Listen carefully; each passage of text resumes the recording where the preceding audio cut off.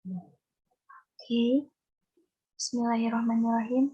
Assalamualaikum warahmatullahi wabarakatuh. Mohon izin, perkenalkan nama saya Anissa Dwi Lestari. Saya salah satu mahasiswa aktif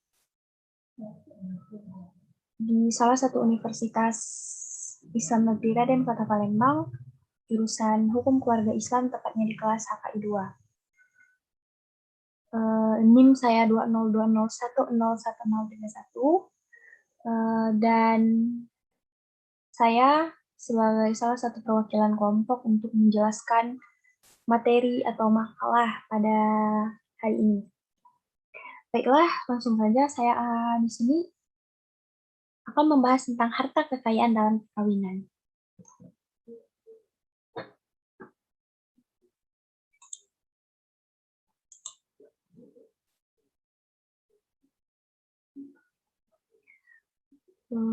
Baiklah, ini adalah perkenalan. Nama saya Anissa Lestari yang saya sebutkan tadi.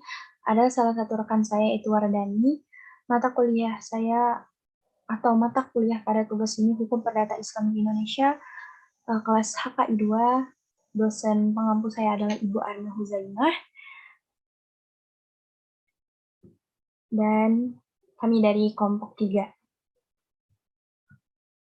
Langsung saja, rumusan masalah pada makalah yang akan kami bahas pada hari ini adalah, yang pertama itu adalah apa itu harta kekayaan atau harta bersama dalam perkawinan. Yang kedua itu apa sih kedudukan harta bersama menurut fikih. Yang ketiga itu ada harta bersama menurut hukum positif di Indonesia. Dan yang terakhir ada harta kekayaan menurut Undang-Undang Nomor 1 Tahun 1974.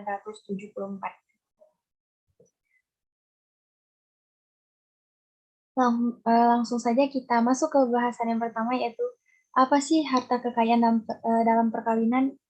Dalam kitab-kitab fikih tradisional, harta bersama diartikan sebagai harta kekayaan yang dihasilkan oleh suami istri selama mereka diikati oleh tali perkawinan. Atau dengan perkataan lain disebutkan bahwa harta bersama itu ialah harta yang dihasilkan dengan syirkah antara suami dan istri sehingga terjadi pencampuran harta yang satu dengan yang lain dan tidak dapat dibeda-bedakan lagi. Yang kedua itu dalam ensiklopedi Hukum Islam dijelaskan bahwa harta gonogini adalah harta bersama milik suami istri yang mereka peroleh selama perkawinan. Harta kekayaan itu mencakup apa aja sih? Nah, harta kekayaan dalam perkawinan ini mencakup harta bawaan, harta bersama, harta yang diperoleh karena hadiah ataupun warisan, dan mungkin masih banyak lagi.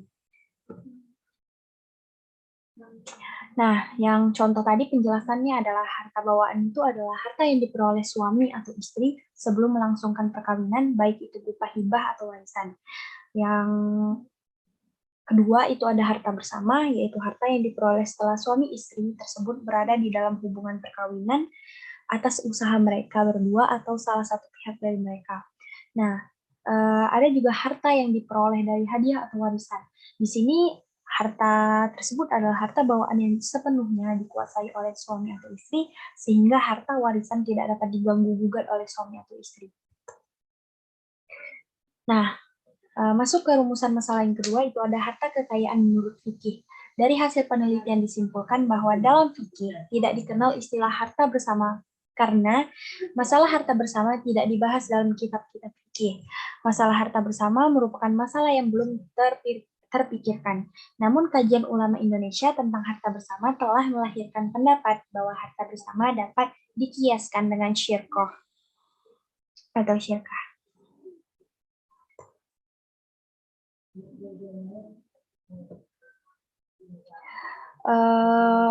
Selanjutnya itu ada harta kekayaan menurut hukum positif di Indonesia. Nah, berdasarkan hukum positif yang berlaku di Indonesia, harta bersama itu diatur dalam Undang-Undang Nomor 1 Tahun 1974 tentang perkawinan, Kitab Undang-Undang Hukum Perdata atau KUHP, dan Kompilasi Hukum Islam atau KHI. Pengaturan harta bersama ini diakui secara hukum, termasuk dalam hal pengurusan, penggunaan, dan pembagiannya. Harta bersama diatur dalam Undang-Undang Nomor 1 Tahun 1974 pada pasal 35, 36, dan 37.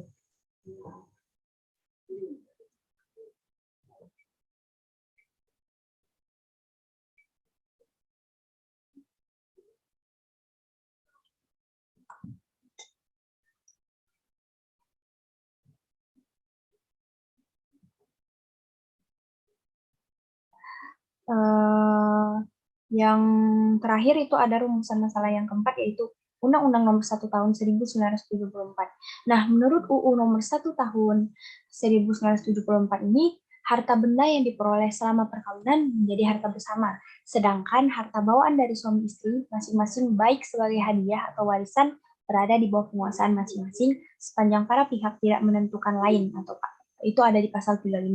Nah, mengenai harta bersama, suami atau istri dapat bertindak atas persetujuan kedua belah pihak, sedangkan harta bawaan masing-masing suami dan istri mempunyai hak sepenuhnya untuk melakukan perbuatan hukum mengenai harta bendanya atau pasal 36.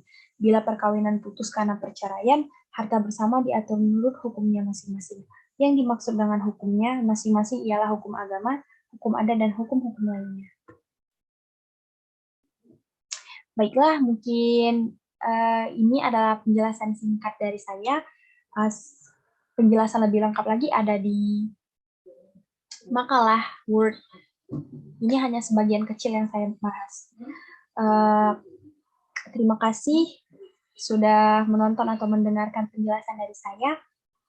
Saya mohon maaf apabila penjelasan saya kurang dapat dipahami atau suara saya di dalam penjelasan ini kurang jelas. Langsung saja saya tutup. Wabillahi taufiq wal hidayah. Wassalamualaikum warahmatullahi wabarakatuh.